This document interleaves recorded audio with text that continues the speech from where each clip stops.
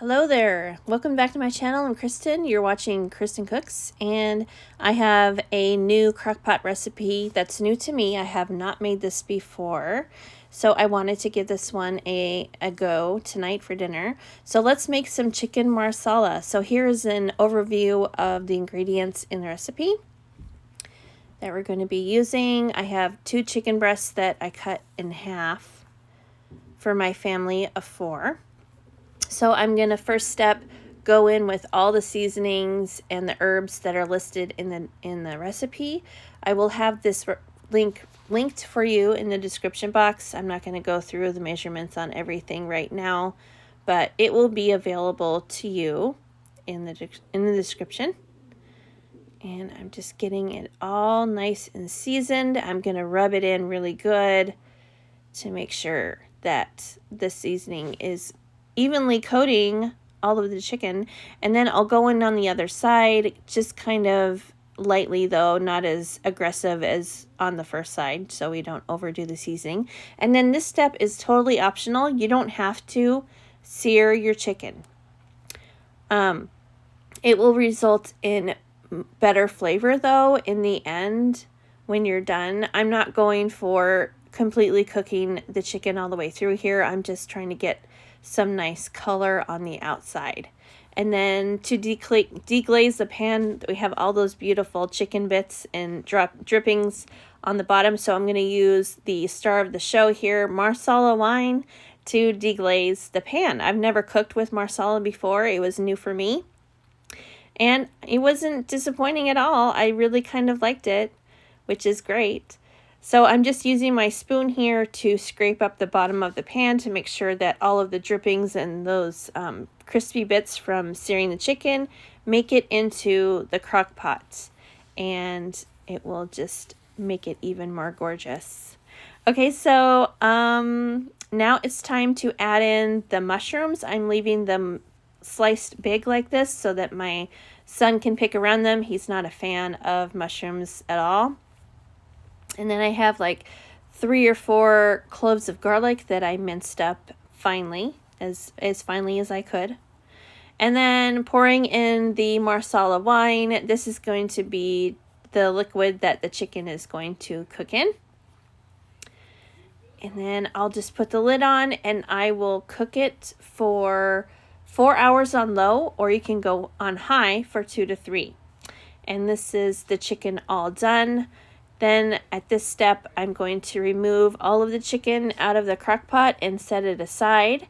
And then I'm going to start building the creamy gravy, if you will, for the chicken. I don't want the chicken to overcook, to overcook, so I'll just remove it from the crock pot as I finish the sauce. And you know, next time I make this is a really good recipe, but next time I'm going to try it with maybe some thighs or some tenderloins and see how the flavors turn out with darker meat, because it was great like this, but I love thighs. I always love thighs. I think it always makes things better, so I'm going to try it that way next time. So now I'm making a cornstarch slurry, which will thicken the sauce. So I have half a cup of cold water, and then I'm going to be adding in a 1/4 cup of cornstarch. And then I have a fork here, and I'm just going to mix and make sure that the cornstarch dissolves into the cold water. And then I'll add it. Oh, and then, I'm sorry, we have some heavy cream. I have a 1/4 cup is the recipe, but I wanted to use up the rest of this bottle of heavy cream, so I'm just adding in the rest, which is fine. It'll just make it even creamier. Nothing wrong with that. And then in goes to the mushrooms and the garlic. At this point, the chicken is still out of the crock pot as to not overcook it. And I'll add the cornstarch slurry in with the mushrooms and the garlic and the heavy cream. And then at this point, instructions are to turn your crock pot up to high and then the sauce is supposed to thicken in the crock pot. However, this did not happen quick enough for me, so I didn't show this because it wasn't part of the instructions. So I took the sauce out of the crock pot and put it into a hot pan on the stove and thickened it that way, and it was a lot quicker that way. It just took too long. I kept going back to it and it just was still thin. It wasn't where it needed to be. So I just moved it along a little bit by doing that, and you know, that's a nice tip you could use if you run into the same problem. So for one of the sides here, I'm making honey glazed carrots.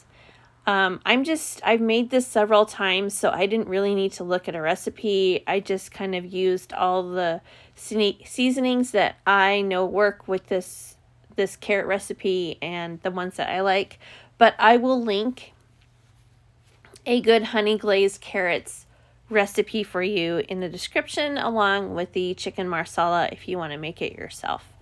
And then at the top of the screen there, you can see I have another pan on the stove, and in that pan I am going to make some mashed potatoes to go with the carrots. So I'm just going to continue to season up my carrots here.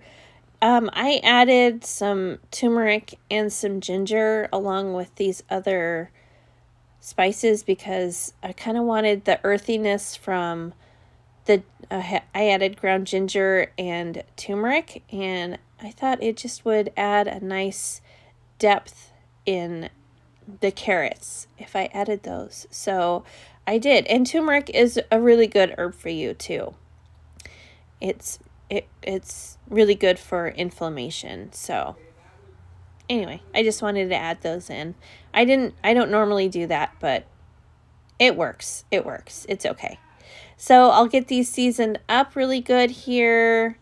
I love seasoned salts. I add that stuff into everything. It's just wonderful. And then I will stir it all up, put the lid on. Dillweed is another awesome herb. If you don't use dill, you should use dill because it adds just a nice, fresh, oniony, really pleasant, herby flavor on whatever you're doing. And then finish off with some pepper. And then I'll just put the lid on these carrots and just let these guys cook away.